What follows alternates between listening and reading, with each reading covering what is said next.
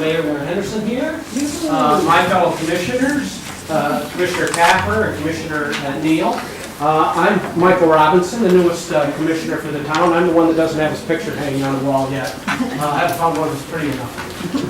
But we'll get that taken care of. We have a lot of great information that we want to share with you this evening, and we want to be able to answer all of your questions so that you are prepared, because it is our goal to make sure that all of you and all of our citizens and our residents are protected in time of storm. Now, I know that some of you who've lived in Florida for some period of time have probably already experienced a catastrophic storm or hurricane, and I share that. My wife and I moved to New Orleans in 2005 and built a new home there just in time for Katrina.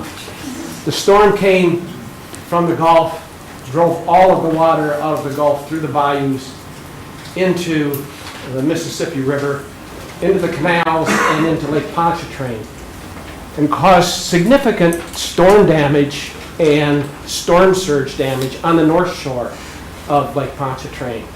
But that was nothing compared to the devastation that occurred when the eye of the hurricane passed the city and the wind direction changed and drove all of that water with force back down into New Orleans. It reached the levees and flooded an area larger than all of Washington, D.C. Water at street level where my home was 17 feet deep at one point. Now, unfortunately, there were some people who didn't heed the warning and the direction to evacuate. And some tried to avoid the water by climbing into their attic. And for some, that was a fatal mistake. We don't want that mistake to happen to all of you.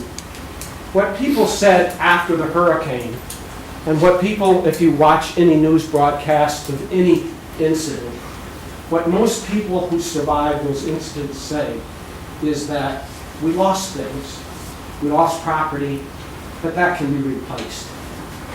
But you can't replace your life, you can't replace your loved ones. So being prepared for a storm and taking it serious is important. You know, we dodged a serious storm last year, and you're going to hear some about that today, no doubt. And the problem with that oftentimes is that when we miss those storms, it creates a sense that maybe the next one won't be as bad either. And people hesitate to leave when they should. And you can't get lulled into that sort of an attitude or a situation. Because when it hits, it is too late. We don't have the problem with levees like they do in New Orleans, but we are a barrier island. And storm surge will definitely cause us problems. I had a woman who was an employee of mine when I was in New Orleans that lived in Biloxi. And this is how fast that can happen. She told me that she was looking out her front door when she saw the storm surge coming and raced to the back of her house. Before she got to her back door, the water in her home was over knee-deep. She went to the backyard and the water continued to rise, pushed her through the backyard, and she luckily grabbed a tree branch and climbed to relative safety. That fast. You can't outrun the storm surge. You can't outrun a tidal wave. When the call comes to evacuate, you really need to be prepared to do that. So as I said, we've got some great speakers here this evening. Spencer Shaw from the Pinellas County Emergency Management Center, Chief Heather Burford from the Seminole Fire Department, Chief Kerry Hughes from Indian Shores, Steve Andrews from Reddington Shores, our building authority, Brad Dykens, the community preparedness official for Seminole Fire, and Tim Parr from the Reddington Shores Program and Public Information Committee. And we're going to save Mike Clay from Channel 9 until last. I know Mike will have some good things to say to share with you about the current weather and what the expectations are. So that, we're going to get started. So, Spencer, you're up. All right. Good evening, everyone. My name is Spencer Shaw. I'm with Pinellas County Emergency Management, and I'm just going to walk through just some basic hurricane preparedness tools. As you all know, we're coming close to hurricane season once again, so we're just going to walk through some good hurricane preparedness tips. If you have any questions, feel free to ask. Great. So, who knows their evacuation zone? For most of you, that should be a fairly easy question.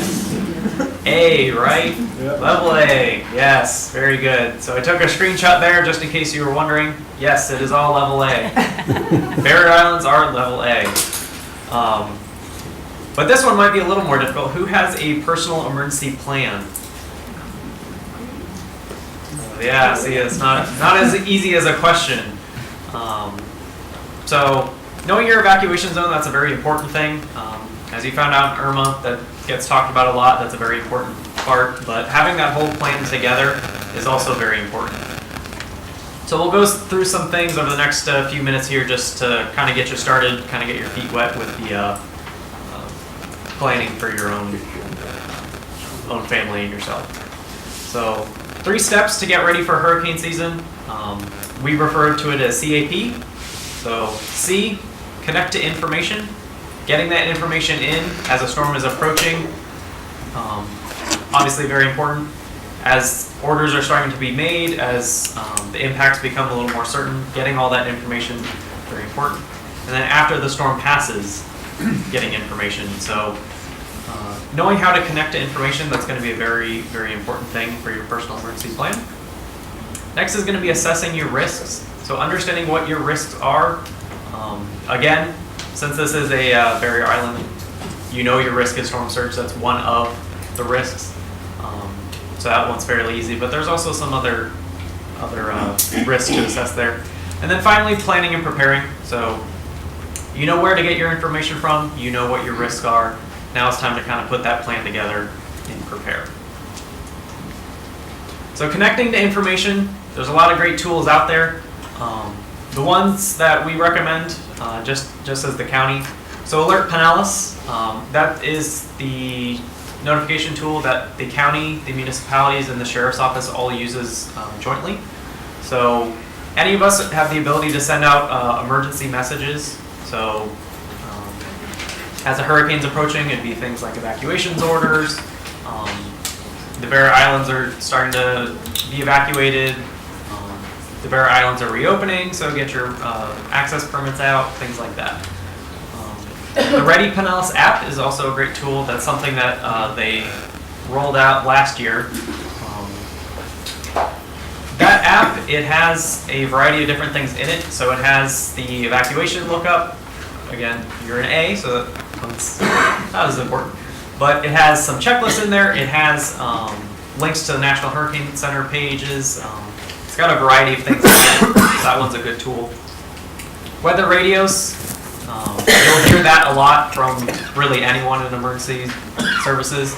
Those weather radios are just extremely important because similar to hurricanes, those tornadoes come very quickly, obviously. The warning time usually averages around 11 minutes. That's not a lot of time to take cover. So having a weather radio that can wake you up in the middle of the night or during the day, things like that. Having that available is a great tool. Local media. So here we have Mike Clay from Bay News 9. He's a great asset to our local media, but really any local media that you're comfortable with listening to. I know for the most part, as the storm's approaching, everyone's tuning into the media, but just making sure you have that identified, where you're going to get that information. Social media for any that use it. There's the Pinellas County Facebook and Twitter. That's where we do a lot of our messaging and preparedness things. It's got links to other things. It's got images on like how to use sandbags for those that use those all year round. We just post preparedness tips and that type of thing. There's an e-alert. So on the Pinellas County website, you can sign up for an e-alert. That's just another notification tool. It's similar to Alert Pinellas. It's a little bit older, but it's another tool there. And then finally, the Pinellas County website. That's what we update constantly as the storm is approaching. So right now, it's got great general preparedness tips. It's got checklists. It's got links on how to register for certain things, how to get some information. But as the storm's approaching, that's where it'll be updated with what shelters are open, what evacuations are being called, if they're being called, things of that nature. So, a variety of things that the county and partners offer to connect to information. So, just that first step of knowing what you have, what you're going to use. Definitely make sure you at least have 2 methods of connecting to information. It's really the big gist of that piece. So assessing your risks. Again, you all know storm surge is a very big risk for you all, but also assessing your risk for the flooding rains, high winds, the waves, and tornadoes. Having an idea for that just kind of rolls into that emergency plan. So anyone that lives in mobile homes, you might be a little bit more concerned about tornadoes and high winds, not only for hurricanes, but also during just any severe weather time period. So just having an idea of how you're going to prepare for all those.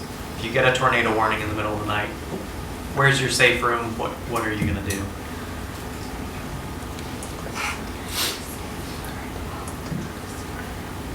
And then last, planning and preparing.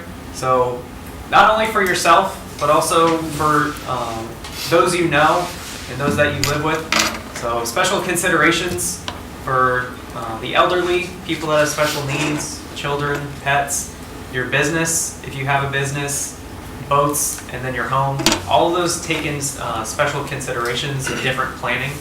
So just assessing who you have, what you need to prepare for. On the county website, there's a variety of different checklists for all of those things, for pets, for businesses, for boats. Going through all that, so everything that applies to you, preparing for those, that way the storm does come, something happens, you know what you're going to do, you just need to pull out your checklist and you just start running down. So special needs, the special needs program, that's something that came out of Hurricane Katrina. Those that have certain medical conditions and don't have transportation to shelter, that's the gist of that whole program. So if you know anyone that does need to register for special needs, it's highly recommended you register now. What we saw during Irma was not a whole lot of people registered for special needs. As Irma approached, we got flooded with calls of people a little bit panicked. They wanted to make sure they had somewhere to go. They weren't sure because Irma was a big storm for the first time for a lot of folks. So if you do know anyone that needs special needs assistance, if they need transport to a shelter, they have certain medical conditions, like they really need power during the storm for their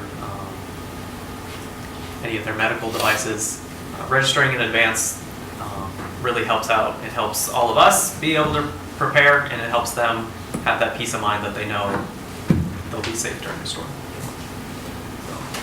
To register for special needs assistance, you can call emergency management at the phone number listed there. And then also on the website, there's a lot of great tools and information about the special needs program. Again, checklists, what the special needs program is all about, and things like that. So touching on evacuation and sheltering. So evacuation, knowing your zone, we harp that all year. Getting those Barrier Island emergency access permits for you all, that's a very important thing for re-entry. And then knowing where you're going to go. We saw during Irma that was something a lot of people hadn't thought of. They had some of the emergency preparedness plan together, but as Irma started coming, they thought, well, I really don't know where I'm going to go. So rolling into sheltering, public shelters are really a last resort. Our saying that we have is that they are a lifeboat, they are not a cruise ship. So public shelters, they're there to keep you safe from the storm. It's safer than a mobile home. It's safer than trying to wade out in storm surge or running into your attic. It's there to keep you safe, but it's not comfortable. You don't have a private area. Cots are very, very limited if they're there at all. It usually gets hot. It's a public school. That's what the shelters are. They're schools, so they're really not hotels. I don't know why, but some people had the impression that it would be kind of a hotel type experience, and it's not. It's an emergency.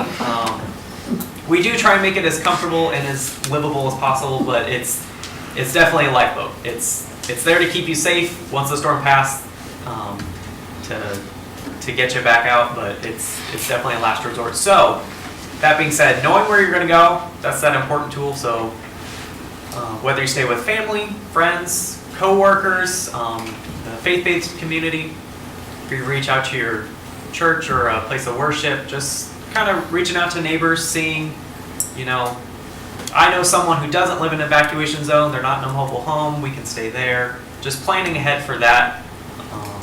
And then again, as a last resort, if you don't have anywhere else to go, public shelters are available. But which one's open is dependent on each storm, so just make sure you check which ones are open. After the storm, this was another big thing during Irma that, again, a lot of people haven't experienced in a long time, so the impacts were a bit surprising to some people. So just to kind of put it in the perspective, Pinellas County, we received Category 1 hurricane force winds, so the max wind speed gust we saw was 87 miles per hour, somewhere out on the beaches. That was really the maximum of what we saw. So what we experienced was sustained tropical storm force winds with some gusts to hurricane force. We didn't experience a sustained Category 1, 2, 3, 4, 5. And obviously, we all lived it. We knew power outages were out for quite a while. We knew there was a lot of issue with debris. There was some utility and water outages. So knowing that now that we went through it, and we went through a sustained tropical storm event with gusts to hurricane force, we know that as you start moving up in the scale, as you start going into the 1s and the 2s, those impacts are going to get worse. So just having the understanding that power is probably going to be out, it's going to be hot, traffic signals are going to be out, make sure you treat it as a 4-way stop. Stores and gas stations are going to be closed for a bit longer than they typically would, because a lot of them are dependent on power. They can't open if they don't have power. Utilities and waters is going to be out for some time. Phone, cable, and cell service might be impacted, and then debris. Debris it's a very big issue. Collecting all of that debris, it takes quite a while. Irma, I think we collected almost 500,000 cubic yards, thousands and thousands and thousands of trucks worth of debris. It takes a very long time to get that.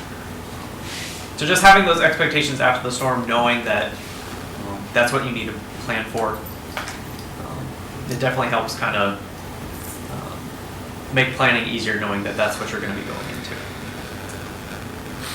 All right, so any questions for me real quick? Yes. Last storm, people really listened to you and evacuated the area, but they may have had a plan, but they didn't plan for the traffic and the lack of gasoline. Yep. Can you tell me what your office is doing to help prevent that in the future? So we're coordinating with the state to try and address that. The gas, obviously, as more and more people hit the roads, gas shortage is becoming an issue. Governor Scott and his office up there, they tried to coordinate with the gas companies to try and ship more south. The issue with Irma, the way the track hit, they tried to send as much gas as they could further south because the south started evacuating earlier. So they tried to phase it, but they had to send all that gas south, so it bypassed us. But we're working with the state to address that. They identified that as a very huge gap, that fuel shortage is a very big issue. For those that know they're going to evacuate, really the recommendation is you go tens of miles, not hundreds. So if you are going to be evacuating, the recommendation is you try and go as short of a distance as possible. A lot of people try and drive as far as possible. They'll go to Georgia, North Carolina. I knew some, or I heard some stories of people that drove to Las Vegas. That was their plan, was, a hurricane is coming, they're gonna truck into Las Vegas. Obviously traveling traveling up the state, it's gonna take a lot of gas as more informed people do it, so best recommendation I can give is try and go as short a distance as possible. But as far as the gas shortage, that's obviously been identified as a very big gap that they're working to address.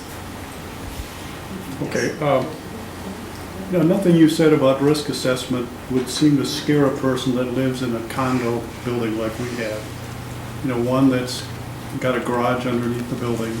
All the living units start on the second floor and up. Right. We've So- had people that were nonplussed by any of those risks, you know, with respect to storm surge and winds and all. What do you tell people like that? Why should they be concerned about not shelter in place? Should definitely still be concerned about the storm surge. So just because it's not entering your condo, it doesn't mean it's not impacting the bottom floors. So the structural integrity of the building, it can definitely be compromised because Barry Island, all of that water coming in, especially as you start going to the higher categories, start getting to the 10, the 20, the even 30 foot, that's a lot of pressure on a building that you're hoping is gonna withstand. That's something we've seen in other hurricanes that, Hurricane Ike being a good example with Galveston, that washed over the Barrier Islands, that there were condos there, but they didn't stand because they can't take 30 feet of water. That's a lot of pressure. Even if the building does withstand, you're still gonna be having, significant issues. Getting emergency crews back out to the islands is gonna be difficult. Roads are probably gonna be washed away, bridges are gonna be washed away. You're gonna be stranded there. Public utilities are gonna be out because all of that water is gonna be either destroy what's there or it's gonna inundate everything that was there. So definitely still would, even if you're on a higher floor, it's not gonna be a comfortable experience. Even if the building does withstand all of that storm surge, you're gonna be stranded for quite a while. And Steve Andrews will talk a little bit about that during his remarks, because, you know, the infrastructure after Irma was difficult as well. All of our sewer station, lift stations were out. That sewage that the people who didn't leave, didn't evacuate, were pumping, was going into the streets and compromising things as well. I can tell you that where Puerto Rico was concerned, and we all watched the news and thought about how horrendous it was that people were without power for months and months and months.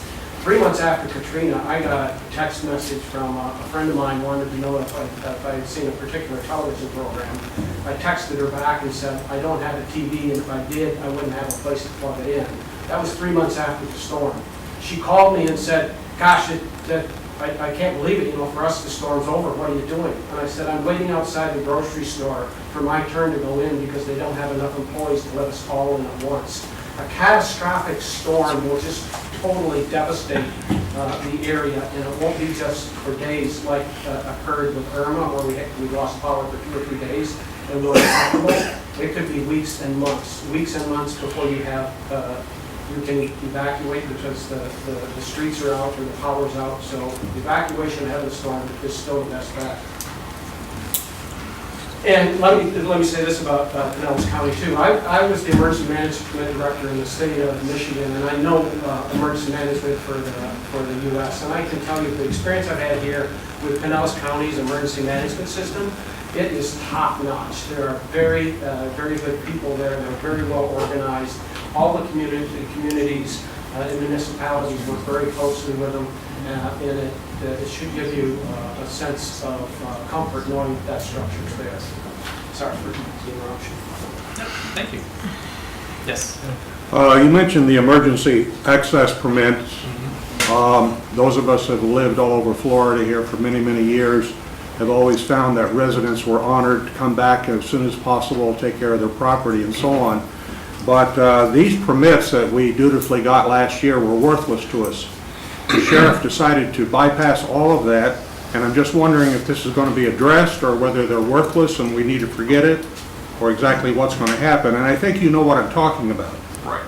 So that was something that was definitely brought up. I don't know, Chief. If I could add to that also, that was my question that I was waiting on. We're on the beach side across from Constitution Park, and when they opened up the beach, they opened it up at the same time to the public. We had no power for 5 days. So we had kids coming over in the park smoking weed, the power's out of the park. We had people loitering on our property, but with no power, but we're running $5,000 worth of generators outside, you know, of our home. And so thank you for that, but I wanted to just add to that because that was my question also. Right. We know it didn't work as well as it should. But is that normal? The first issue and the first concern is life safety, and until we can be confident. We were the only there's county no up and down the safety. west coast Yeah. here that was handled that way. I know of no other county from Naples all the way north of here that was handled the way we were handled. Is that normal to open up to the public at the same time that you would open up to residents? Is that what would normally occur, and should we expect for that in the future? Or was that something got lost in translation? It's not normal. I have, to this day, I have no idea why the sheriff did that. The way the reentry tags work is that they're all digitized.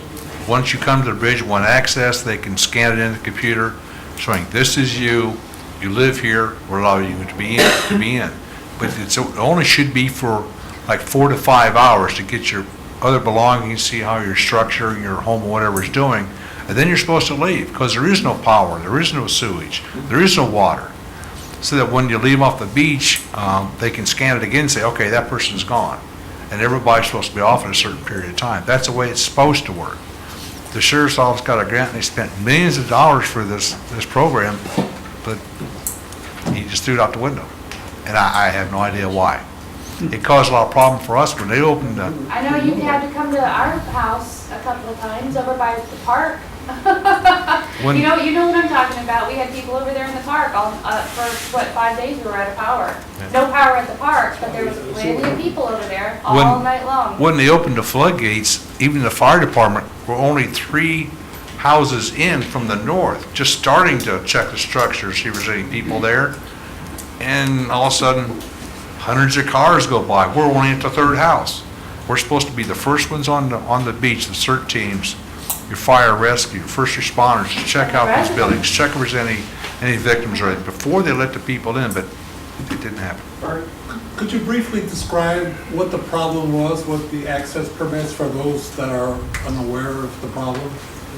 So we know what you're talking about? Yeah, let me, I was mayor at the time here, and I think I can explain what happened. I think if I remember right, the sheriff made the statement that everybody could come back to the beach at 4 o'clock. I and the mayor of North Reddington, about 3:15, made a call to the sheriff and asked him not to do that. For one thing that we were concerned about here, our lift stations were not working. So that was our big concern when people came to the beach. As the chief said there, I have no idea why the sheriff didn't listen to us. But he said, no, I'm letting the people back, and he did. So we tried our best here. Why the passes, permits to get back on the beach didn't work at the time, as we had been told, and we thought it was, and we spent days, probably 3 or 4 days, and the current mayor was here doing that, writing these permits and issuing permits. Why they didn't work, I can't answer that, because that is something the sheriff started for the county, and for some reason disregarded it at the end. Has been fixed for this year. I don't know. I Well, hope so. is someone addressing it? It's been addressed. Given the amount of conversation that we're having here this evening, and what I'm hearing, we will go back to the sheriff and try to address that so we don't have a recurrence. Do you have to get another pass? No. There's No, still- passes you have. I've given out as many as I'm giving out. Okay. So you have one, you have one. You have one, you have one. That's good. So the further There may be at some point where we want to change out those permits just to make sure we've got, I sure hope you make that information public when you meet with the sheriff and. We will, I hope all of you participate in constant contacts. That's a good way to receive information. We're actually going to switch that out to an even more robust system here in the near future that I think will be really helpful in emergency times or disaster, that sort of thing. But we will make contact. Get the sheriff on And we that. will put- and we will put something on. And we also have a website, Facebook, you can always check. And we're really good about We can address it at the ballot box. Yeah. I don't want to stop questions, but I think that perhaps some of your other questions may be answered by some of the other comments that some of the other presenters made. So if we can forego any further questions at this point and move along, I would appreciate that. And I want to call on Chief Burford.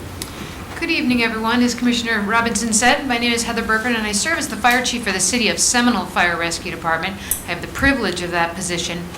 For those of you who may not know, your fire protection is actually provided by a combination of the City of Seminole Fire Rescue and Madeira Beach Fire Rescue.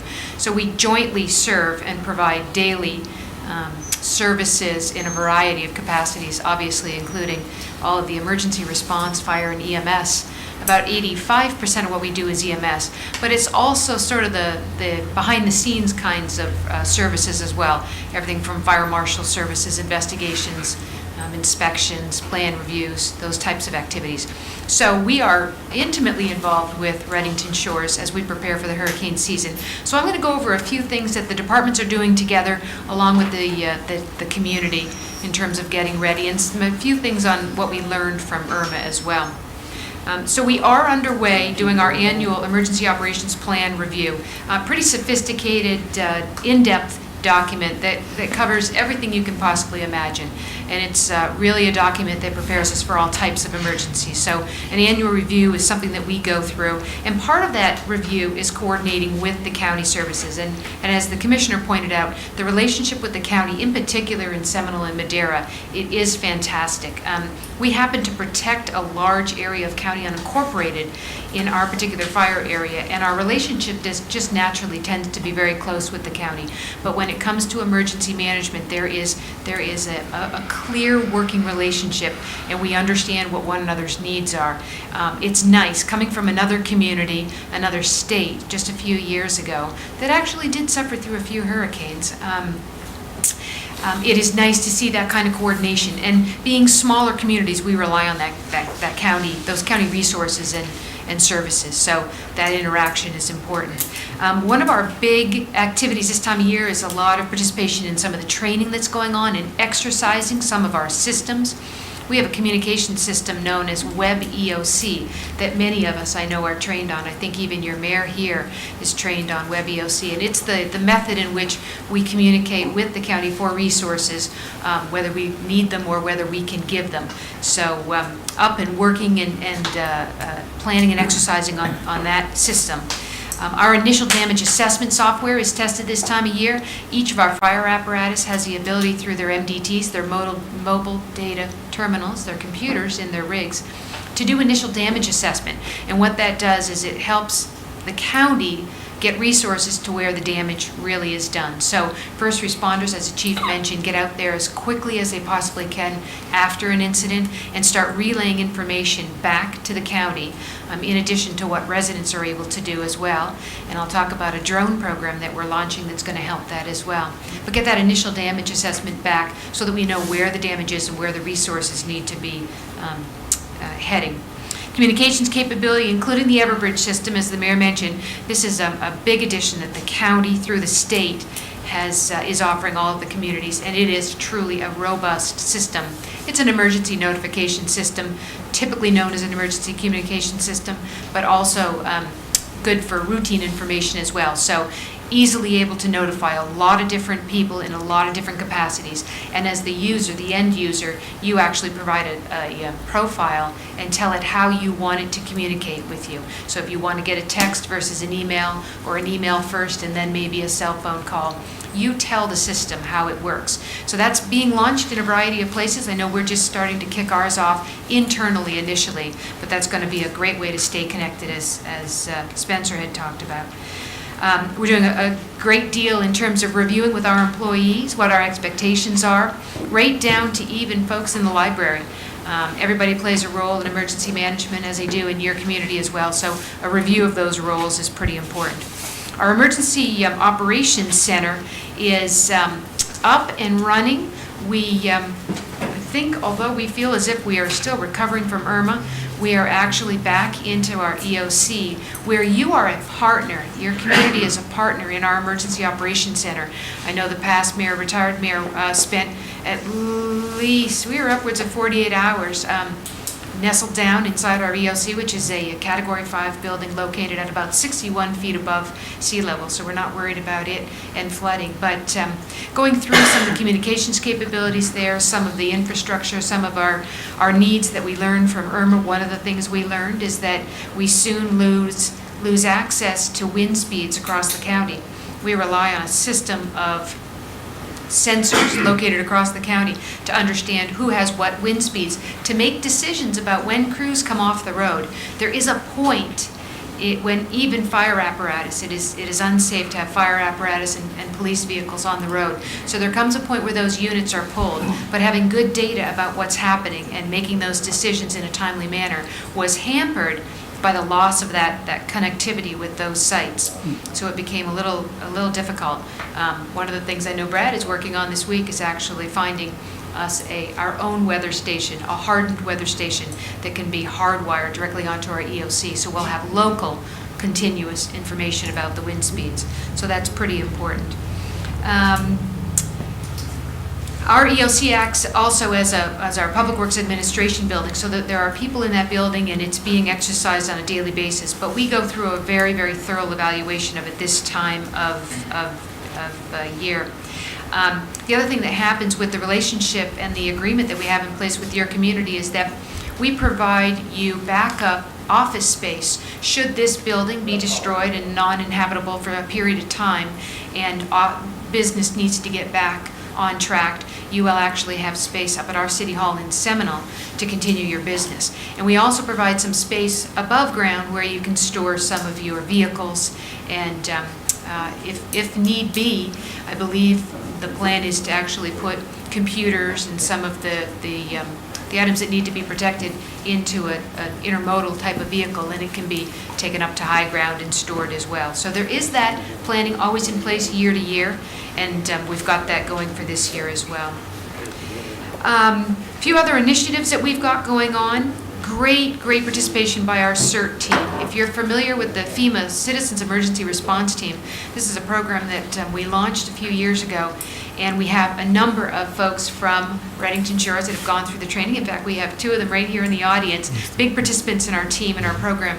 Trained about 150 people over the course of 2.5 years. We probably have about 40 super active folks. These people became instrumental in our operations. Once their own families and homes were taken care of, we were able to harness their energies, coming in and doing a variety of tasks. And that included everything from calling and notifying and assisting in gathering our special needs folks and taking them over to the special needs shelters, to damage assessment, to checking for power to allow those folks to return later, to EOC operations, all kinds of activities. Those people were absolutely invaluable. As I said, we are launching, pardon the pun, a drone program very soon. Again, because of our CERT team members and some of the interest and talents that we have within that group, we have some retired pilots. Retired mayor, maybe that's something for you, retired pilot. We really see there being a benefit in emergency response generally, everything from reconnaissance of a structure fire to drowning situations or overturned boats, getting some reconnaissance out over the Gulf and in the intercoastals pretty quickly, but also in the capacity of damage assessment post-storm. So you'll hear a lot more about that coming out really soon. The special needs database, big undertaking underway right now. We just mailed out 300 letters to all of those folks that are currently registered in our program. I know Brad's going to speak a little bit more about this, and Spencer already talked about the importance of getting these folks. If you've got neighbors, these are folks that really need assistance, getting those neighbors clued into that program as well, and getting those folks registered. Really, really important. We're doing a lot of public education right now. This particular evening usually precedes our weekend of our hurricane symposium that we do up at the Public Library in Seminole. Same thing, I hope to have this same number of people. This is a fantastic turnout. And I think people are curious about what has changed and what has happened since experiencing Irma. So a few lessons learned on our behalf. What we learned was that you cannot communicate enough to people. When you think you have said your message enough times, you say it one more time is sort of our motto. And at times we found that we needed to resort to less sophisticated means of communicating with people. It was billboards, it was an update that Brad in his capacity would put together each day on a piece of paper, and we'd go out into the neighborhoods with some of our employees and some of our CERT team members just to hand them out, to say, here's what's going on, here's where Duke is at, here's where they're working, here's where you can get ice, here's where you can get fuel. All those things that people didn't have access to or needed information for. So that was important, and again, we're trying to create a little bit more robust social media system as well, trying to get into that whole Twitter thing. I guess I am old because I just don't get it, but I know I need to, and we've recently gotten the directive. It's a dark, ugly world, you don't know. Yeah. Recently gotten permission from the city manager to start really pursuing that activity. So what we also dealt with that was a little bit of a challenge is sort of this idea of single source scarcity and ice. Did anyone else have trouble getting ice? And for the longest time that was an issue, and so we ended up standing up a point of distribution in coordination with the county. It was a small point of distribution pod. It was a small pod over at our rec center, and it was for an amount of ice that had come in initially intended for the nursing homes, to make sure that what had happened over in Hollywood was not happening in our area. But it was left over, and it was brought to the public, and through a quick media blast, we made it available to the folks, and loaded up a few fire engines and took it out to some of the communities as well. So again, we see that can be a capacity much greater in the future. Assisted and skilled nursing facility communications, because of what happened in Hollywood. Again, the county clued into this right away. If you remember, 14 souls were lost in a nursing home, a skilled nursing facility in Hollywood, and we were not going to let that happen on our watch. So the county instituted a system where just about every 12 hours we were physically traveling to all of our skilled nursing facilities, and that's 31 in our fire district alone, something like 270, if I'm not mistaken, about 270 across the county. So that's a lot of work, but it was feet on the ground, eyes on the patients, eyes on the circumstances, and the ability to intervene if the staff didn't recognize what was going on. Fortunately, we had no incidents, but that was an important piece that was kind of introduced during Irma and will continue in our future. And then our Emergency Operations Center, we certainly learned about staffing arrangements and having to have those backup people come in. There's only so many hours you can put in before you just get exhausted. I learned that myself in a very funny, scary way, but it's true, and having that backup and having those people trained as well.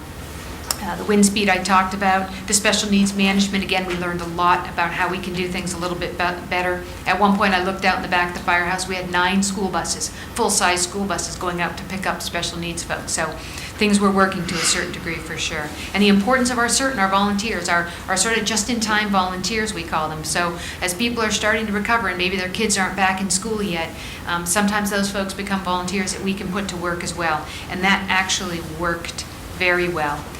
We know the importance of trying to get back to a normal life, and we try to facilitate everything we can. One of our focus in the area is trying to get the parks cleaned up, even if it's something as simple as being able to allow parents to get kids to parks to blow off some of that energy, and having charging stations now where people can come in and charge their phones and their laptops and their iPads and whatnot, especially for the kids.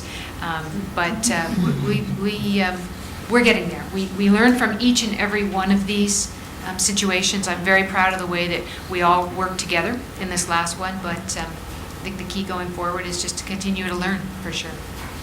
Thank you.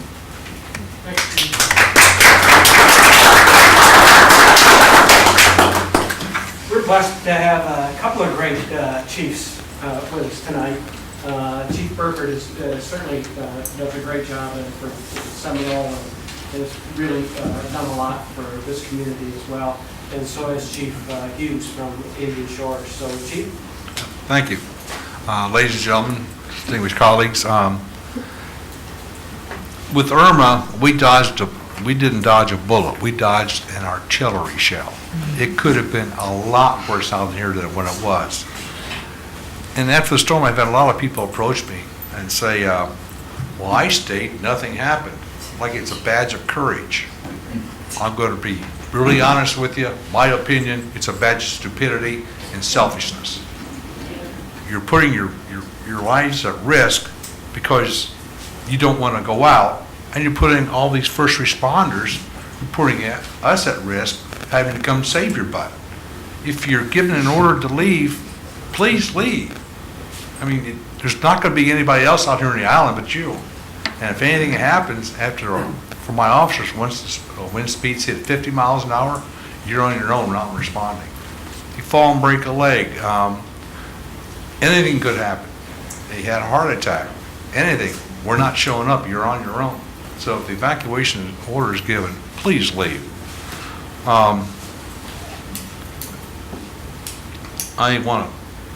The main thing is when you evacuate is go to a friend or relatives, a motel, like distinguished colleagues say, don't go hundreds of miles, go tens of miles. I only live 3.5 miles from the beach, close to Ridge Road, and Ridge Road is the highest point in the county. It's 65 feet above sea level. If I have to evacuate, all of Florida's gone. I'll show you that the go bags. I think I showed these last year. I got all my staff and all the administration people, we all got go bags. It's got just about anything you need. A small first aid kit, but if you're kind of clumsy like me, I got a bigger first aid kit. It's got radio, a deck of cards. So if you do go to a friend's or relative's house, be a polite guest. Take some provisions with you and don't have to depend on them all the time. As far as the last resort with the shelters, I agree, it is the last resort. RUC was changed to Indian Rock Baptist at the last minute and nothing was prepared, but we made it through. If you do need a place to stay for special needs, call the police department, call the fire department, call the Pinellas EOC. We'll get you there somehow. And there's another special thing you need to think of is your pets. We housed in Indian Rock Baptist last year. We just had a meeting with them today. They are not going to allow pets anymore. They had over 200 animals at Irma, and they had only planned on about 400 of their parishioners showing up. Over 1,000 showed up. Everybody had a small space. It's about 2 feet wide, about 8 feet long. We had rows and rows and rows of sleeping bags of people sleeping on the floor. Over 1,000 people, they were on the floor, and that's where they stayed for 3 days. That's what a shelter is going to be like. Luckily, there's also a school there, so they had plenty of food there to feed the children. But on the third day, they ran out. We're making arrangements to get more food and stuff there, but like I said, the shelter ran out of food after 3 days. I want to draw your attention, well, before you even get to that, if you decide not to leave, we've never done it, there is a law on the books called the Baker Act. Anybody heard of the Baker Act? It's Florida State Statute 394.463, subsection 2B1.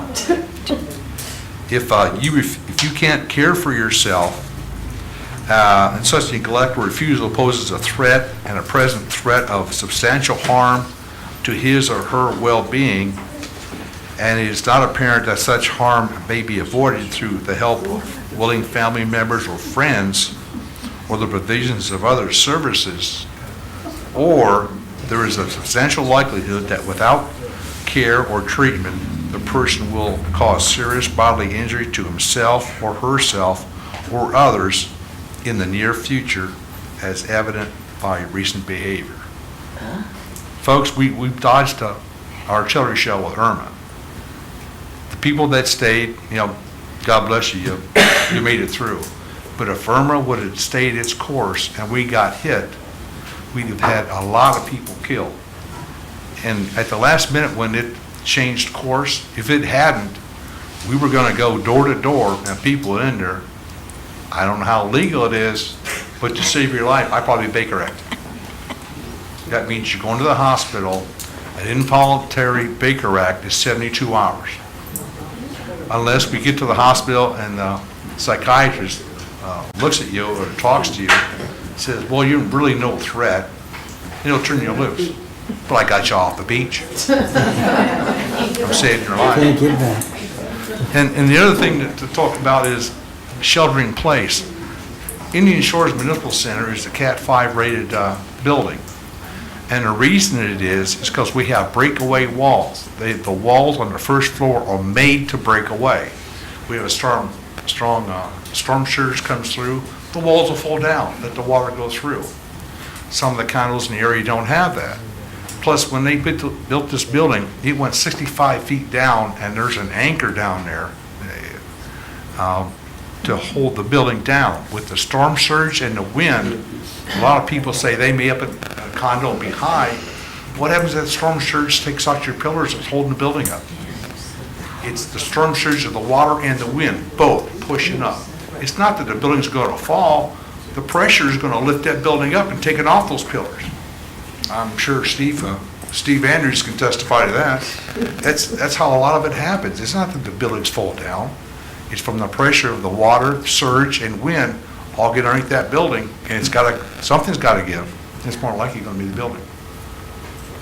The only thing, I think I handed out a lot of these evacuation plans. This is what we're doing at the police department. 3 to 5 days out, everybody gets notified. And when all my officers and all personnel to reevaluate their personal evacuation plan. I mean, you should have a plan in place, 3 to 5 days out. It comes to 72 hours out. That's when we start notifying everybody and say, hey, you need to update your plan as much as you can. And reevaluate, make sure it's established, start preparing. This is a good thing to do even if no action is taken. Let me repeat that. It's a good thing to do even if no action is taken. The storm completely moves away from us, but you evaluated this and maybe got a few provisions of where you're going to go. And it's not going to do any harm. It's doing nothing but good to re-evacuate your plan.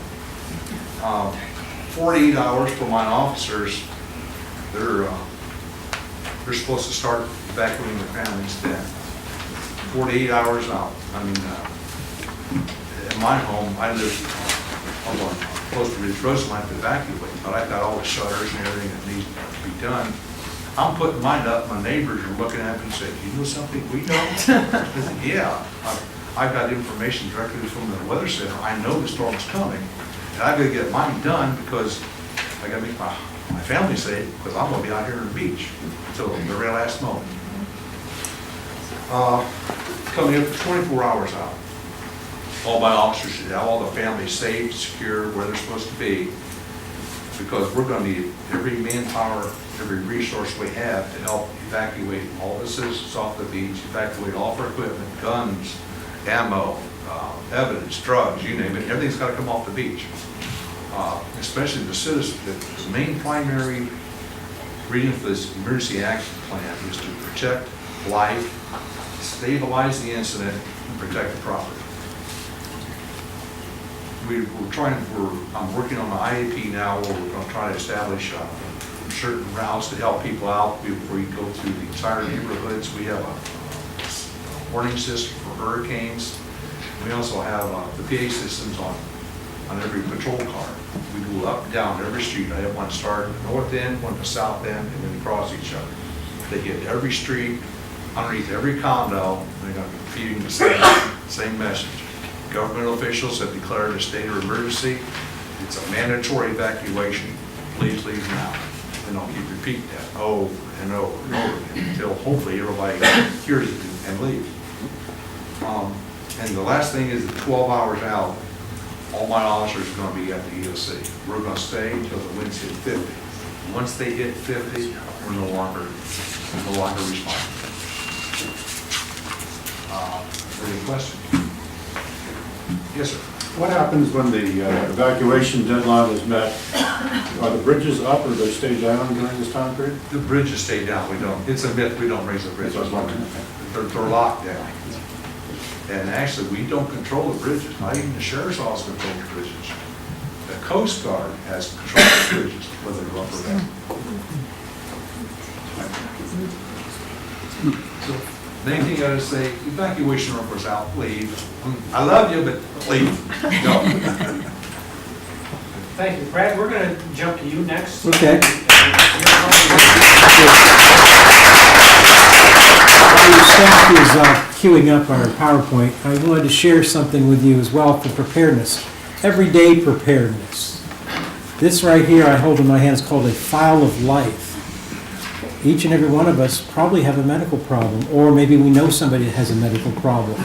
And if they're home and they need medical assistance and the paramedics come and respond to the home, and then that individual is unable to speak for themselves, the file of life will save their life. This will provide information to the paramedics so they can get those individuals the proper care they need and get them quickly to the hospital to the care that will definitely save their lives. Inside the file of life, it's an envelope that goes on your refrigerator. It's just a simple medical information form. You are responsible, that individual is responsible for the information that's contained in there. Nobody else sees it except you or that individual and the paramedic. It's very confidential, and it helps do the job for getting these people to the hospital. So that's my little public address speaking type of thing, or public information on top of my public information in regards to hurricane season. So as we start, and greetings everybody, it's been a wonderful evening already. We've seen a lot of different great information here to help save lives and protect property. And we're going to expound upon it even more. You might hear some repetitive things, but that repetitiveness helps keep that information out there. We're going to talk first about storm surge, and I know Mike Clay's going to talk about a lot of that too as well as we go into it. But basically it's a #1 killer in a hurricane, okay? The evacuation levels are based on the predicted surge. It's difficult to predict it accurately. We try to do the best we can, but we try to err on the side of caution for you all when we predict that, and all the powers that be do that. Okay? We are living on a peninsula. We're surrounded completely with water. We're very, very vulnerable because of that. That's why you may see some higher predictions than normal even than, for getting out and being aware of, that this is going to be very dangerous for you. And the hydraulics of water when it moves is phenomenal. It can blow buildings apart easily. Don't even think about trying to walk through it, drive through it. It just will take you away. Okay? The surge backflows up through our estuaries and through our sewer systems. Okay? It just doesn't necessarily come up over the beach. It affects inland areas as well that are low-lying because it backs up totally, like a drain that's plugged up in your home and water backs up there. It's the same type of theory. Okay? With storm surge, with a Category 1 storm, an A-type evacuation, you get 5 to 7 feet of surge. That's what it looks like. Okay? It affects most every coastal area in Pinellas County. When we get a Category 2 storm, now we're encroached more by the water. As we see on the eastern side of Pinellas County, it's even greater affected because the water is now going up into the Tampa Bay region and ebbing back over the low-lying areas. Right here, we're completely underwater right now where we speak because with a level 2, we're a Category 2 storm. Okay? With a Category 3 storm, we're starting to see a really strange phenomenon. What's happening, Pinellas County starts turning to island communities. We have a South Island and a North Island. Category 4, it's very prevalent. We are now completely cut off from the outside world. We cannot access getting away from any of our causeways or bridge structures to get out of harm's way. So if you haven't hunkered down already, you're stuck where you're at. And basically, this also illustrates the ridge or the high ground, as the chief was talking about in regards to maybe going to a friend's house. Make a friend on the ridge. I'll be at your house. Okay? You want to go there. Evacuate tens of miles, not hundreds of miles, because you may not be able to get out of Dodge, as the saying goes. And now with the Category 5 storm, this is the Katrina and the Andrews, we're in big, big trouble with this, okay? And we're gonna see complete destruction of lots of our infrastructure because of the water flow that comes in and shuts down our sewer and water and all of our, infrastructure base. We also have wind hazards, okay? We have obvious destructive power with wind. We saw what we had with Irma with wind destruction. We have tornadoes, downdrafts, and wind shear that occurs. Sorry, I'm stealing some of your thunder, Mike. Mobile homes and modular homes mostly are vulnerable, okay? Trees, roofing, and loose items, they're gonna be winging around. You're gonna be out there, you're gonna get hit with this stuff. You don't wanna be out and about. You wanna be hunkered on down and be well protected, because this flying debris, if it hits you at 70 miles an hour, it's gonna leave a mark. Okay. Be ready for hurricane season. Know your zone is what we were discussing already, okay? Spencer was very good about that information. Build yourself a survival kit.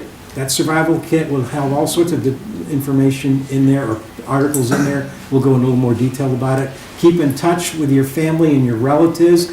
Have them aware of what you're going to do. Stay in the know of what's going on around you. Be aware of what's happening. Be very much in the know of the situation, and have an emergency plan ready.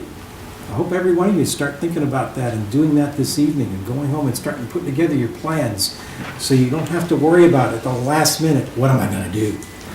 Okay. Secure your home. You have to secure it properly. Board up windows. You have to take in all the lawn furniture, the gnomes out there. It's not a Travelocity commercial. We don't want them going all around. Okay. Know your zone, as Spencer was saying. Know where you live so you can evacuate. We know we live in A here. We know we're going to be getting out. Okay. Pinellas County all hazards guides are available for you. There's some out front. These guides right here are invaluable pieces of information. This is probably the best tool you can have in your toolbox for hurricane preparedness. This guide has all the information necessary to help you through it. Okay.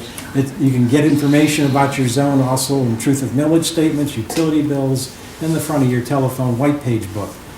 Do you have those still? Good question. Okay. If you have to evacuate, find out today where you're going to go. Okay. Have a plan. Know where you're going to go. Don't just think about it off the cuff. You want to have a plan.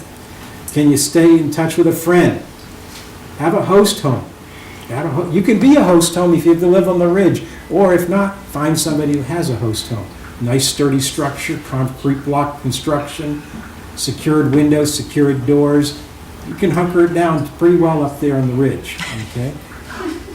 Bring your survival kit with you. Don't expect your friend that you're going to stay with to have everything for you. Have your items with you, as the chief was saying, with the go bag. Have things that can help out, and you can pitch in as well. Keep your car ready, have it filled with fuel, because gas stations probably won't be pumping very well. They may not have electricity to pump, or maybe their fuel source gets contaminated from high water. So make sure you have your car prepared and ready to go. Special needs evacuation. I'm going to harp on that a lot. We had a lot of issues with Irma, with people going, I need help now. Did you register? No. We have to get you registered to figure out where you're going to send and get these individuals going to the right location. We want them to be safe and out of harm's way.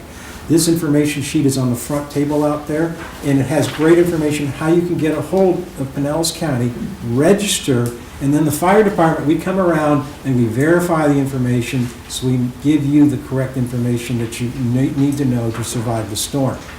You must register in advance. These last-minute registrations for special needs, they may not get picked up because of the wind speeds and escalating and the storm coming upon us.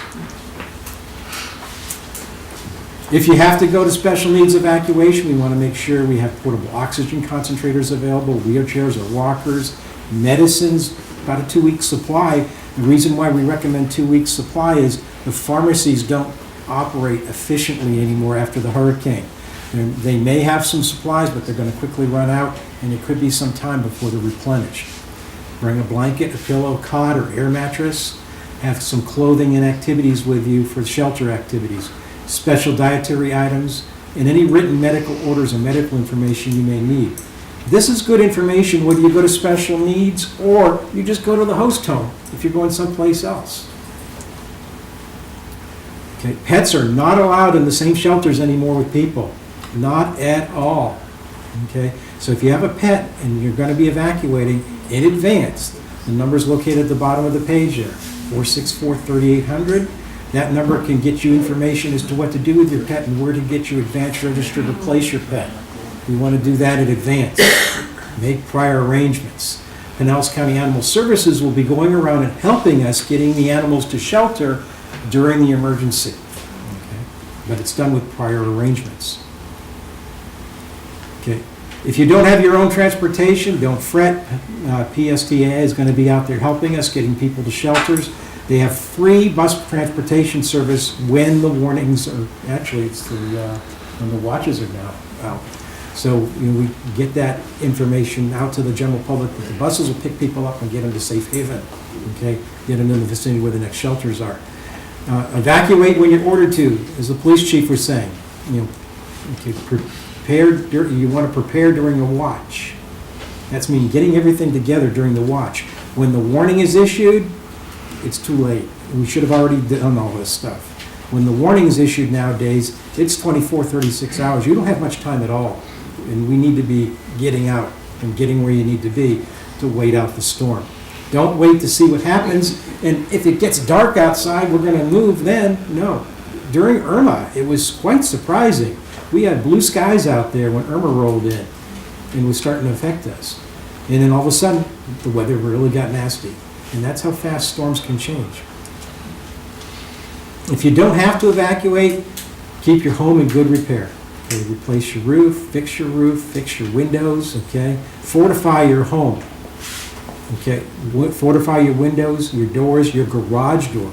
Your garage door is very important because if that fails, the air pressure can go in your house and lift your roof. Okay, it really can be a detrimental thing to your home. Board up or shutter. Tape does not work. It just keeps the chunks bigger flying through the air. Okay? Use a licensed contractor to help yourself out. Okay, make sure you get some good quality help out there. Get your yard in shape, prune your trees, pick up your loose items and such because they'll be blowing around and they could be a detriment to others. Do you rent? Check with your landlord. They might have a plan in place already. If you own a condo, check what your HOA has to say. Okay? The HOA might have certain rules to do certain things. Or I know some apartments in HOAs that already have their plan in place and just dictate to their residents, this is what we're doing. Okay, so you want to find out what's happening. Can you host friends who have to evacuate? Let them know early so they can make plans. Make that plan and get a generator. Okay? Have a generator. Even if you evacuate out of here and you come back, you might not have power. Have that generator, and if you didn't get flooded out, the generator is going to be there for you. Builder survival kit. This is what I was talking about earlier. You got to have water. A gallon of water per person per day.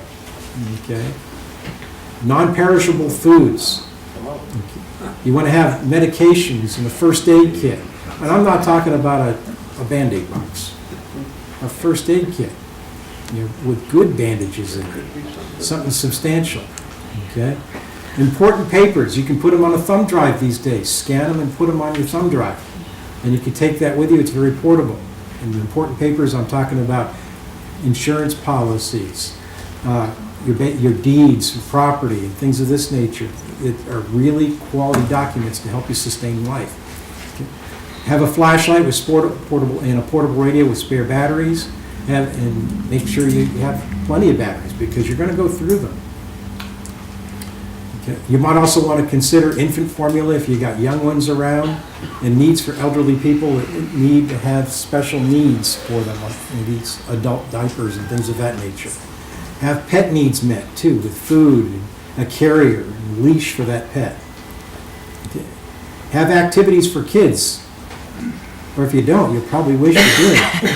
Okay, because they're going to get pretty bored. And have books and games for them. Don't rely on electronics.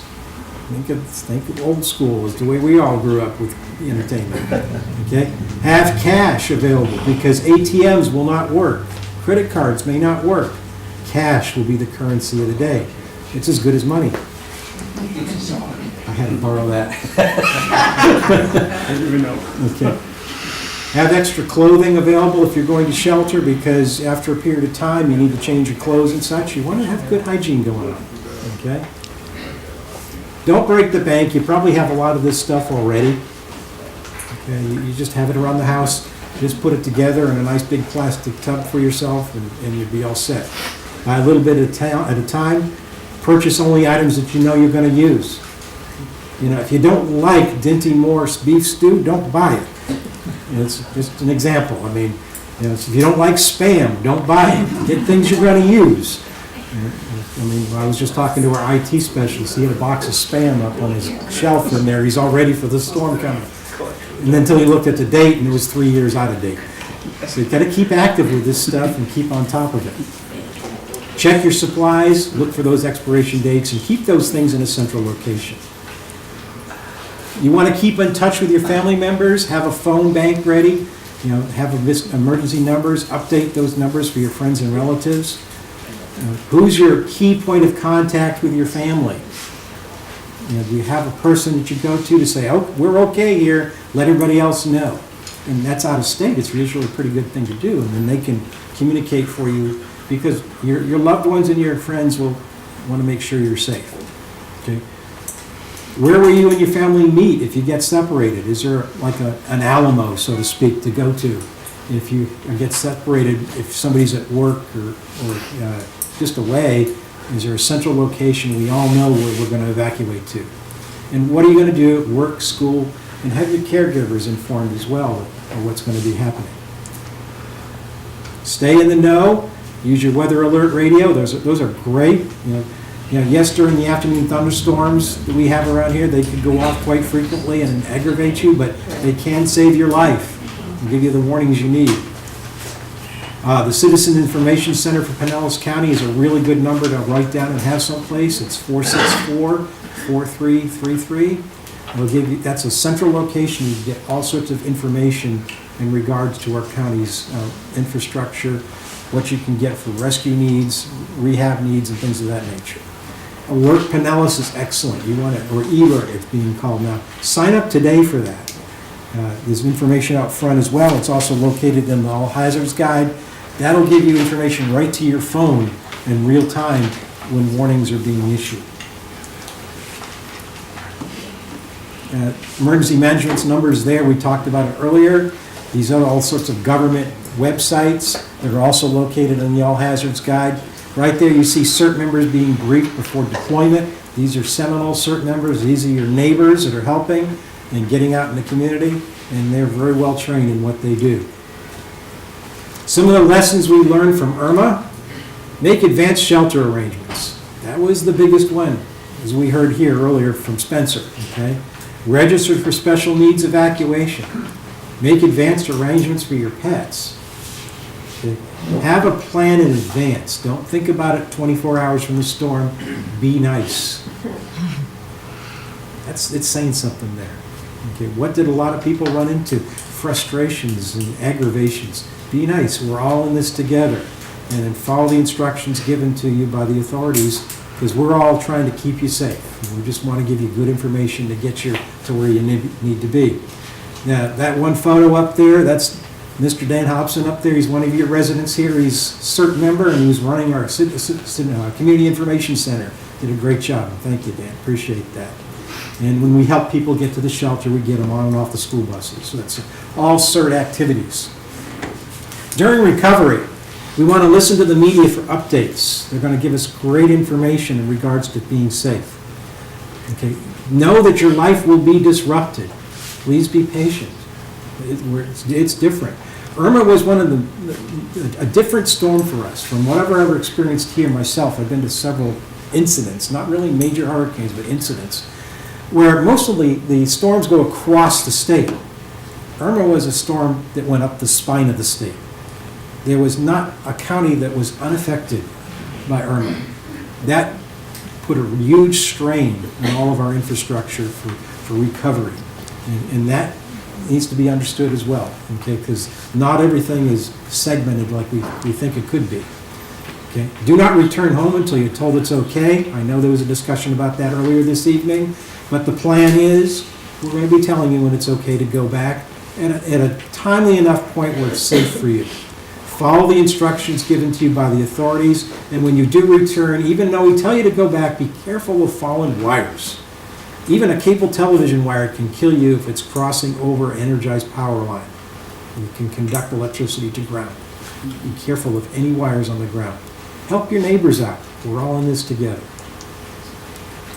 Report any dangerous situations to 911. You know, we may not know everything, and you may see something, and you see something, say something, and let us know what you see, that we can make sure that other people are going to be safe as well.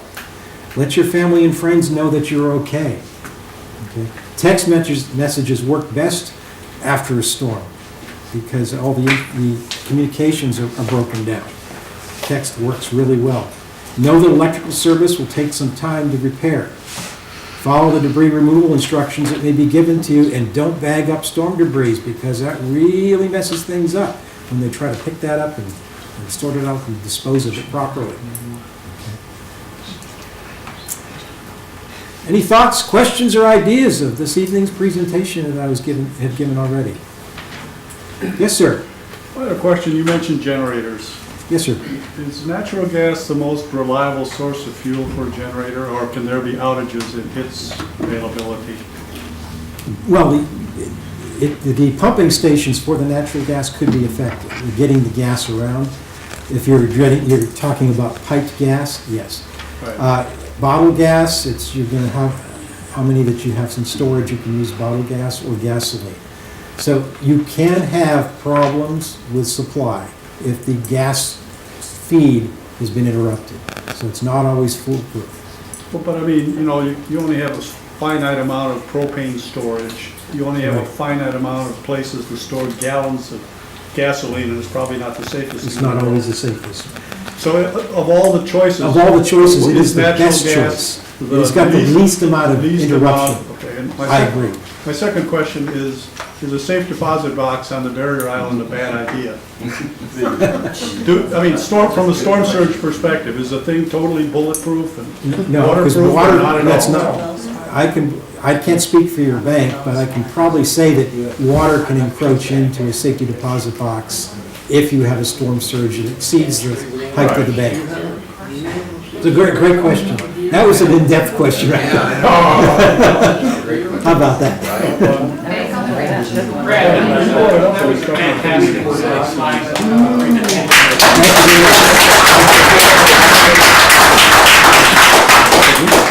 I realized that when I made the introductions earlier, Kimberly, I forgot and slipped right over you, didn't I? No, you're doing great. From our program, Public Information. I remember. So, Kim, you're up. Okay, thank you all for having me tonight. What I'm going to be talking a little bit about at this particular point in time is something that Spencer kind of talked about early in his presentation, and that was connecting to information.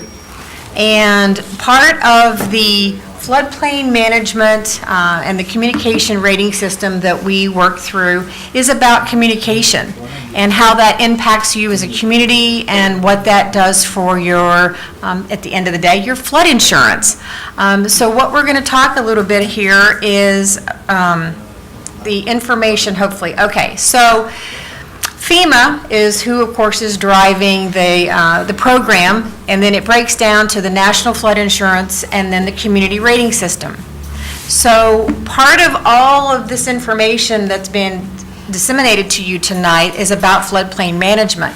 And just a small piece of that is this program for public information.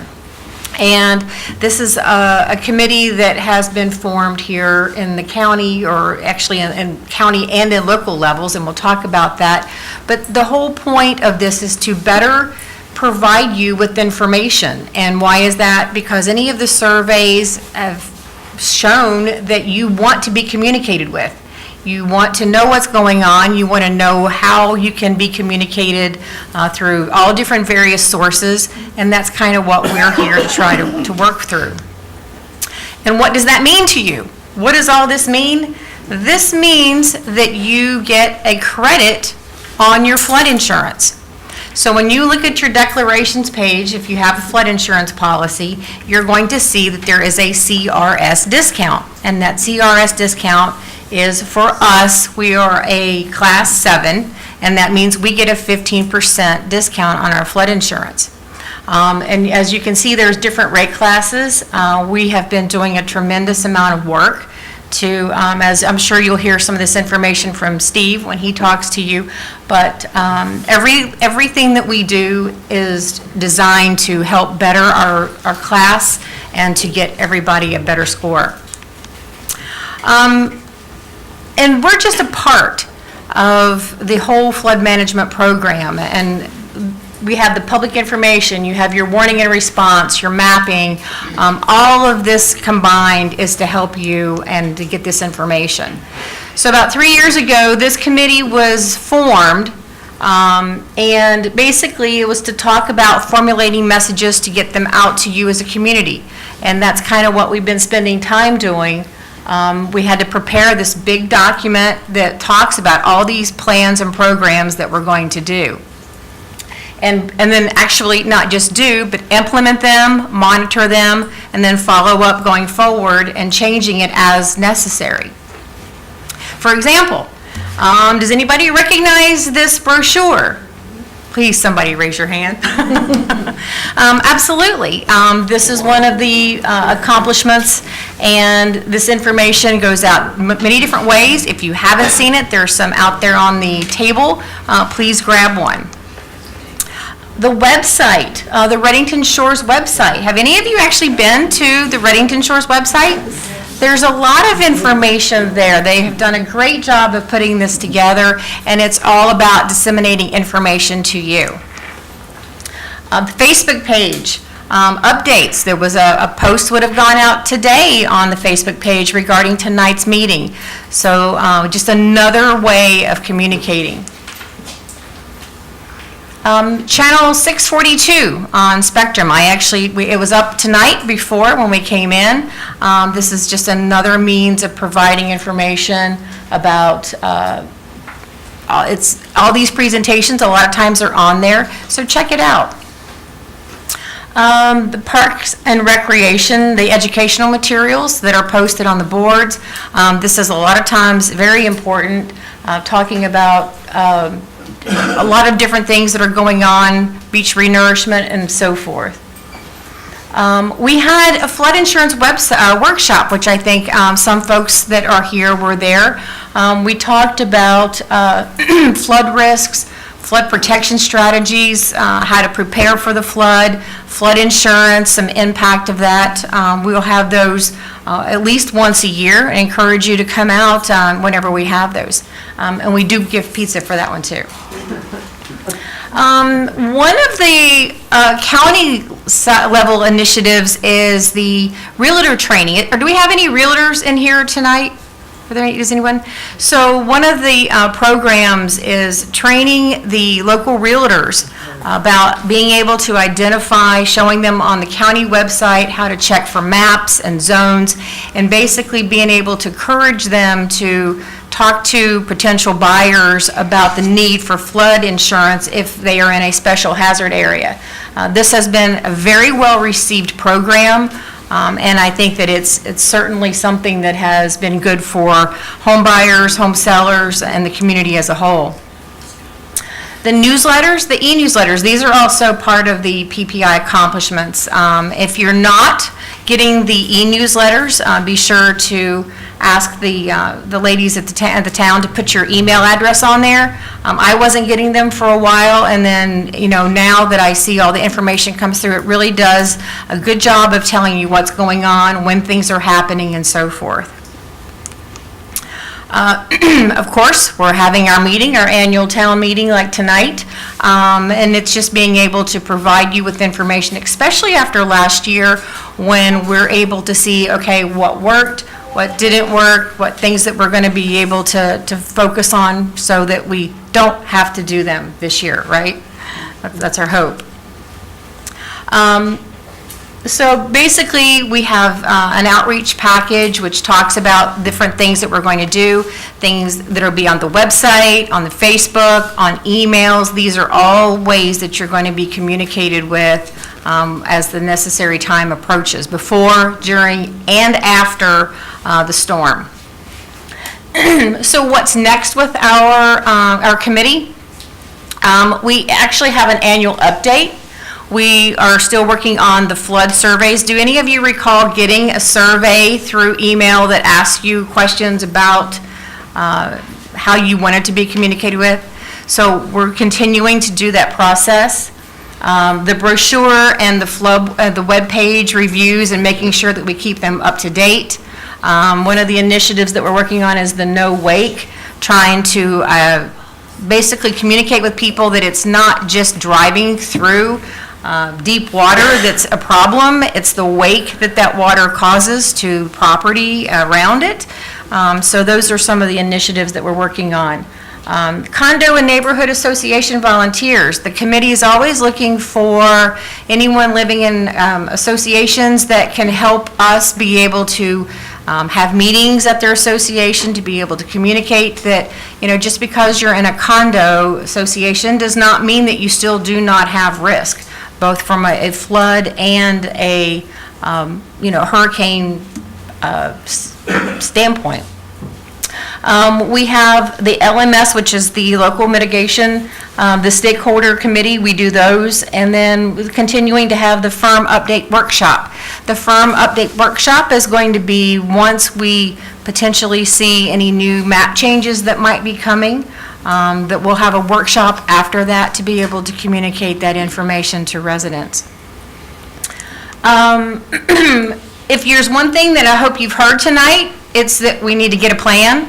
And basically, getting passes and flood insurance, your important documents, that is one thing that I would definitely encourage you to make sure that you keep handy. I think we were very fortunate this last time that we were still able to have a lot of internet service and so forth. Some people didn't have cell service, some people didn't have power, some people didn't have both. As an insurance person, we were a little bit more fortunate because we had power and people were able to call and people were able to communicate. When you do not have those services, it's not going to be that easy. So having those documents handy is going to be really important. That making sure that you manage your home inventory is another thing. We didn't have a lot of loss this time around. I did have people that had significant flood loss in other parts of the state. Inventory and keeping up with that was a big problem for them because you're stressed, you can't really focus on things that you've lost and you're getting rid of it. And so having that inventory ahead of time is really crucial. And it's something that I really can't stress enough for you. Take photos, inventory. I walked around with my cell phone and just took pictures of closets and furniture and rooms and, just having that information and sending it. You can send that information to your agent ahead of time and tell them, please, put this in my file. I had people do that beforehand so that then there's already that information there. So those are just some things that will definitely help you, hopefully when we do not have to worry about it.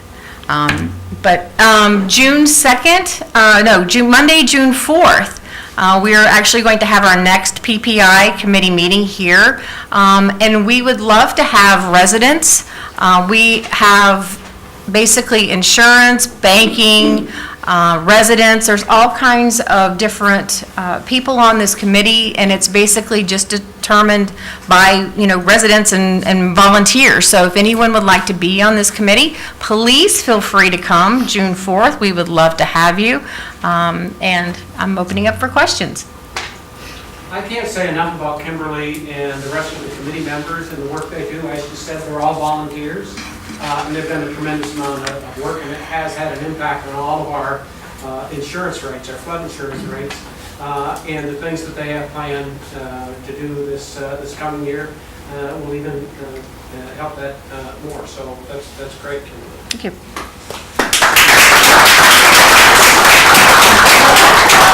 We certainly appreciate all of your time. I know it's getting a little bit late, but I want to call on Steve Andrews, our building official, quickly before we go to Mike Clay, who's patiently waiting, so he can tell us what to expect this year from the weather. All right, Steve. Hi, I don't have a PowerPoint, so I can sit here in the way. Everybody covered most everything. We do need to collect names or a sign-in sheet that I left over there, and I'll put one back in the pizza area for credit for our CRS and PPI committees, and that's all part of trying to get insurance discounts. We're under review right now from FEMA to try and go up a grade, down a number. Well, at least one. But that's taken 6 months since we did the interview for that back in October, right after the hurricane. And our consultant was somewhat prepared and helped us. It's still helping us, and they're all backed up. The Insurance Services Office people who do those reviews for FEMA had just changed hands, and they even changed the scheduling for the statewide for all those reviews. So it was kind of mixed up for that year anyways. So I had a whole bunch of things to talk about, but one thing I'll talk about is the building code is just the minimum. So things are sometimes designed to that. Some condos and some houses and other things are designed greater than the minimum. And that means maybe it'll survive that category 3 or 4, maybe not. You don't want to be there when it doesn't. The thing that we do control, the building code is basically given to us by the state. To make any sort of amendments to it, to upgrade it for just the town, is a technical amendment that you have to get passed through a state commission, building commission, and it's real difficult and not really done by too many people. But the flood codes we can make more stringent, and that's where we have acted on it, and that's what gives us some of the extra credits. So that's why we have things like freeboard, which puts you up higher than you're required to be. By the minimum, and we do require the designers to follow the full American Society of Civil Engineers design standard for barrier island flooding conditions. So we do it as stringent as possible within the regulations there.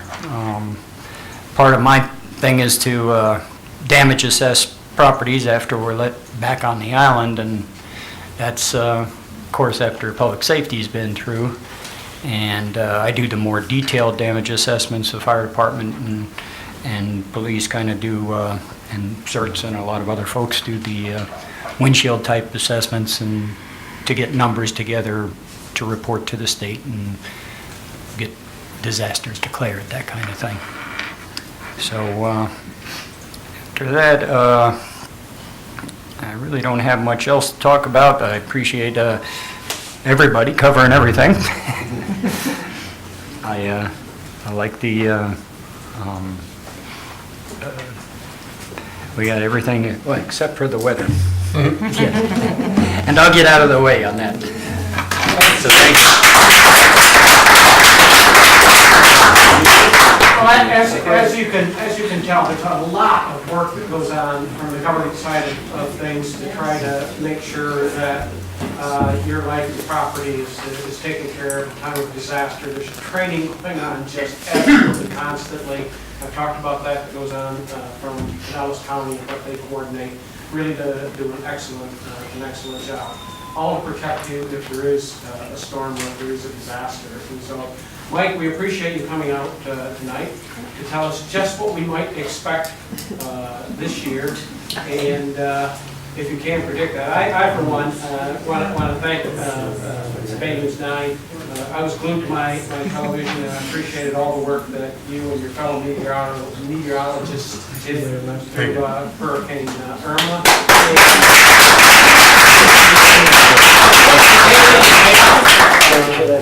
I want up to date, that's where I'm going. So thank you very much. Thank for you. being here. And as far as what we can expect, I don't know. Every season is the same, and you should always take it like the year you're going to be hit. In the tropics, I always say, take it 4 or 5 days at a time, and that's one of the things I wanted to talk about, because we saw a lot of stuff happen with Irma. And I've heard people say it was a success. I don't think it was. I think it exposed a lot of problems. I basically have been given the same hurricane talk for 20 years since I've been in Pinellas County, and all of a sudden during Irma it was like something hit me on the head, and I realized, you know, a lot of you people come out, we do the same talks, a lot of people, we're only reaching a small number of people. And there's a number of people that don't have any idea what they're doing, or with tropical weather, don't have any idea what they're dealing with here in Florida. I was really surprised that people don't know why you should evacuate. I had people in Wesley Chapel driving to Georgia. I have a friend who lives on the Ridge in Seminole who drove 21 hours to get to Birmingham, Alabama to find a hotel room.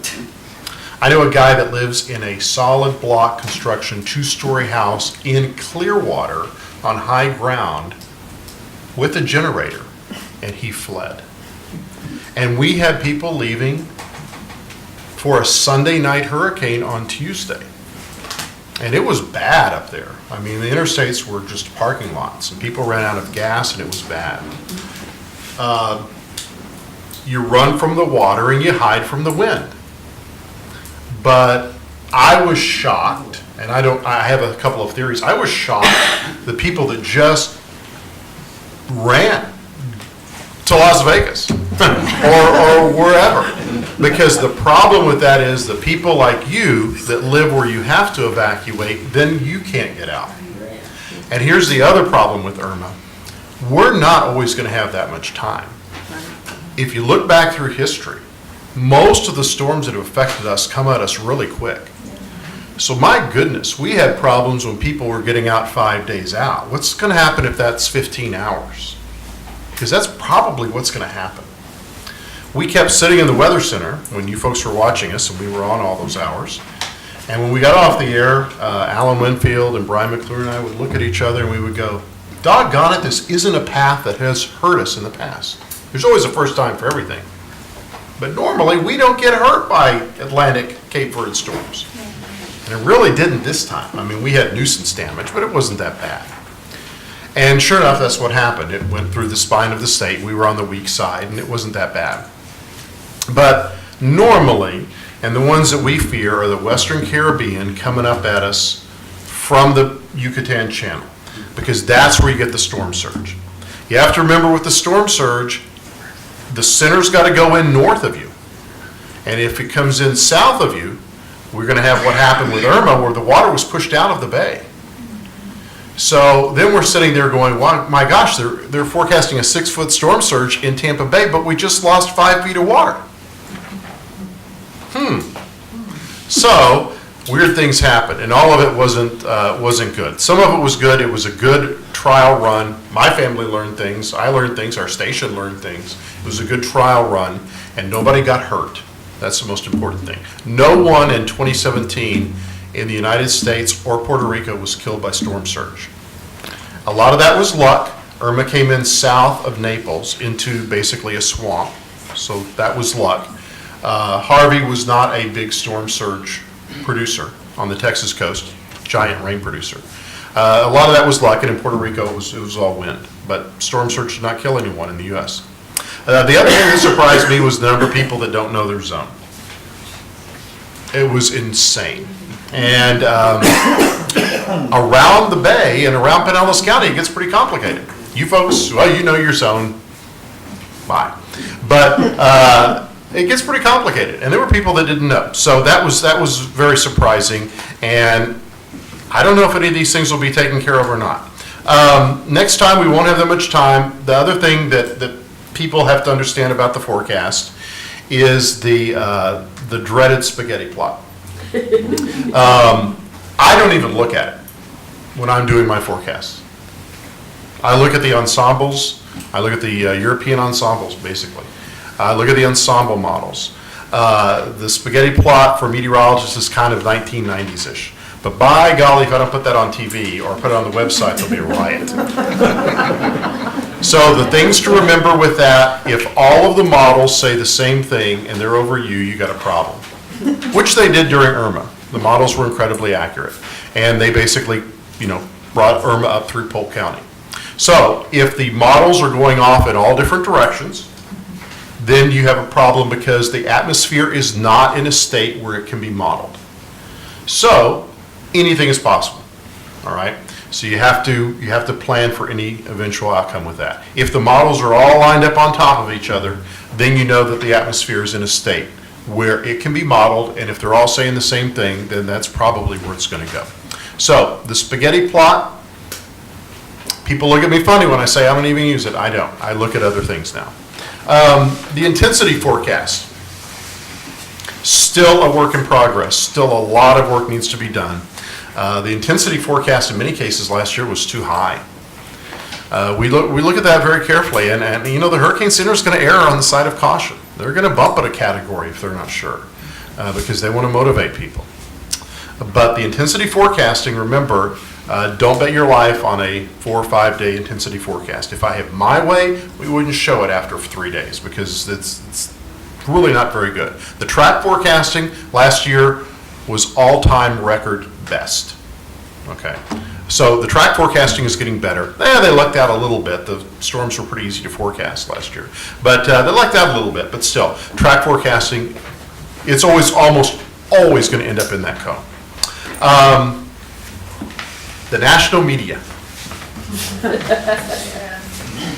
My wife got a call from her sister in Texas who was screaming, "Get out of there!" My wife said, Mike thinks we're going to be okay.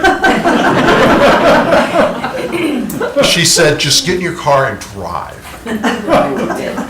How many had that experience with some of those TV networks and a weather station that's located in Atlanta? That was pretty amazing. I didn't realize all that was going on at the time because I was too busy. I wasn't watching anyone else. But, we were all goners. Apparently. I mean, it must have been bad because that was an enormous reaction we got when we got off the air, and we had no idea. It was like that in the national media, that the entire state was pretty much, gone.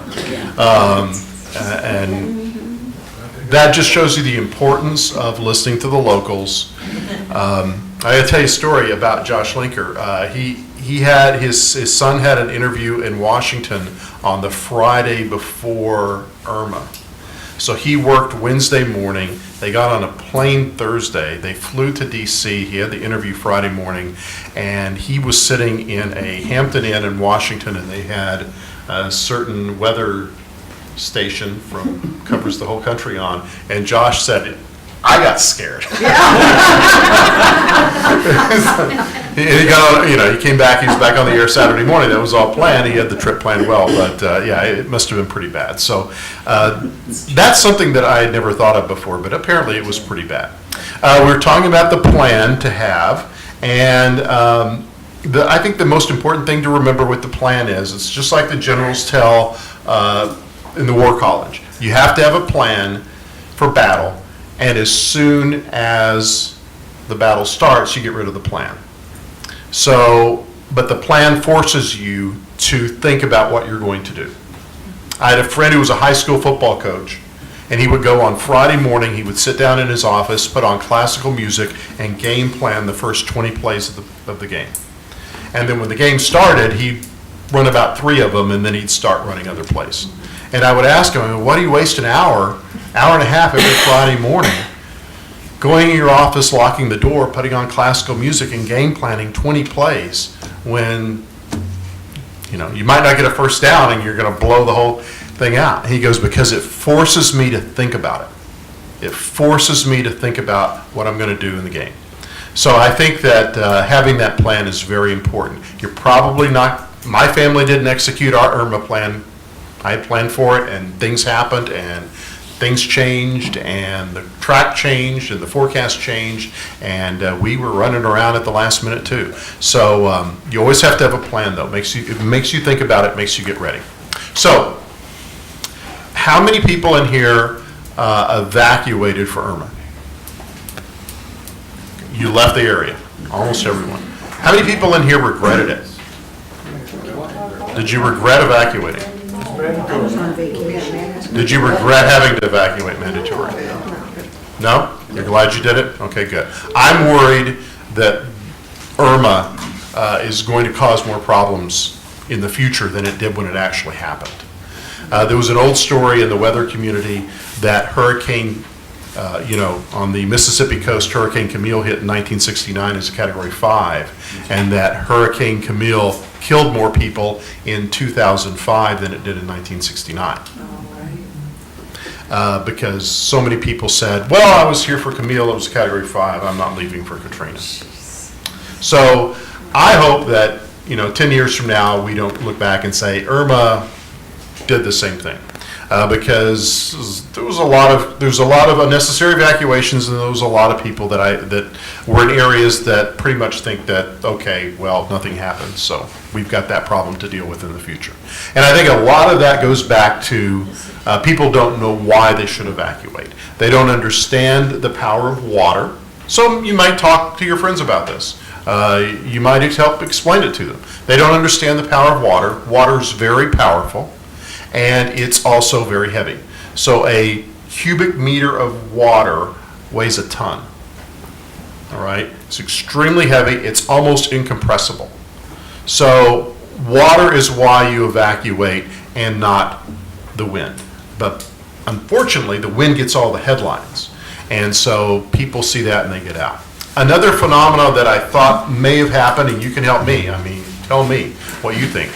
I thought that a couple of things happened in Irma with the early evacuation, Tuesday, for a Sunday night storm. People driving out of the state as quick as they could, rats off the sinking ship. And then the other thing was the mass evacuation of people that weren't in an evacuation zone. One of the things I think happened was Harvey. It had just happened, and people were looking at the video from Houston, and no matter how many times we said, this is not a Harvey, they saw Houston go underwater, and they're like, I'm getting out of Tampa. I think the other thing that happened was social media. There were so many fake posts, and there were so many incorrect posts. We're sitting there, and my wife is seeing her friends posting stuff. The Anclote power plant has been destroyed. Things, just crazy, and I'm sitting there, no, that's not right either, no. And it's just a stream of inaccurate information on social media. Facebook is the worst. So, fake things, people, a kid sitting in his basement in Minnesota thinking this is funny, putting it out there.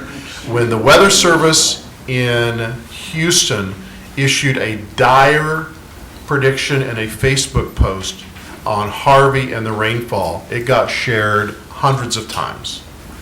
When a fake post came out about Irma heading to Houston, it was immediately shared tens of thousands of times, just like that. And we see it all the time, and it's just crazy. So do me a favor, if you're a social media user, don't just automatically hit share. I've talked to people about this, and they say, yeah, you're right. I shouldn't have shared that with my friends, but it looks so interesting. And I go, where did this come from? Did you look where it came from? I don't know, News of the World or something. I don't know. And I'm like, what? It's not ABC News. It's not CNN. It's not Bay News 9. Why did you do that? Oh, I don't know. I just hit share, and I thought please. It's really getting bad with weather, and it's really getting bad with tropical weather, and it's bad because so many people out there in other parts of the country that aren't directly impacted just want to see the carnage, and they want to cause trouble. And and you don't know where that stuff is coming from. And it got really bad with Irma.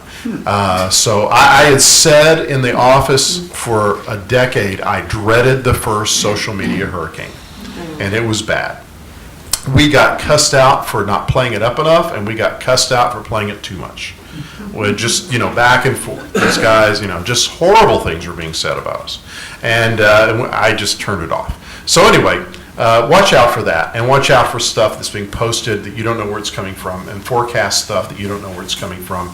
And there's a lot of false stuff out there. Unfortunately, you can subscribe to a couple of websites for a couple $100s a year and get all of the forecast maps, everything that's available.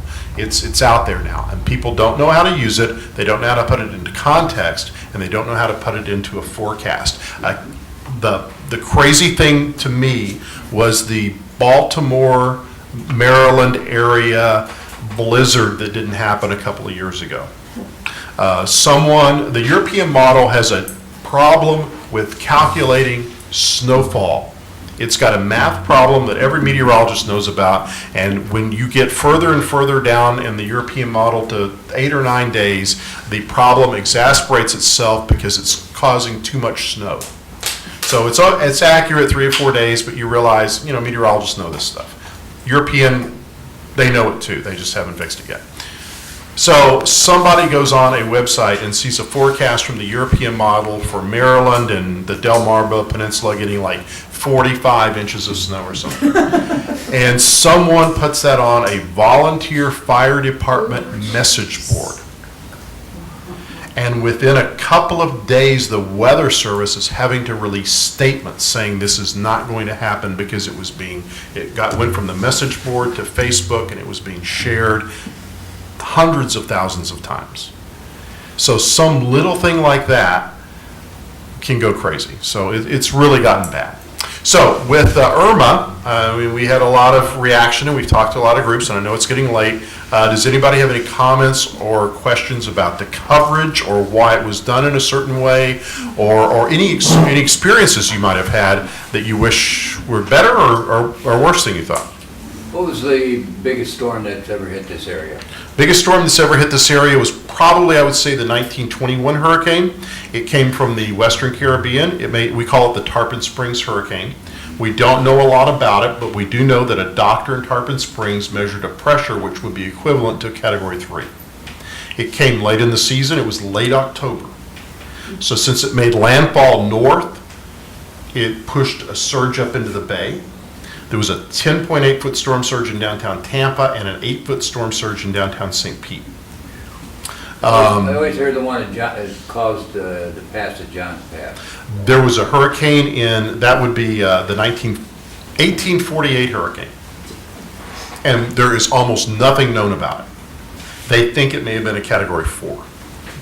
But they don't know. They don't have any idea where it came from. They don't have any information. There were like 200 people lived here then.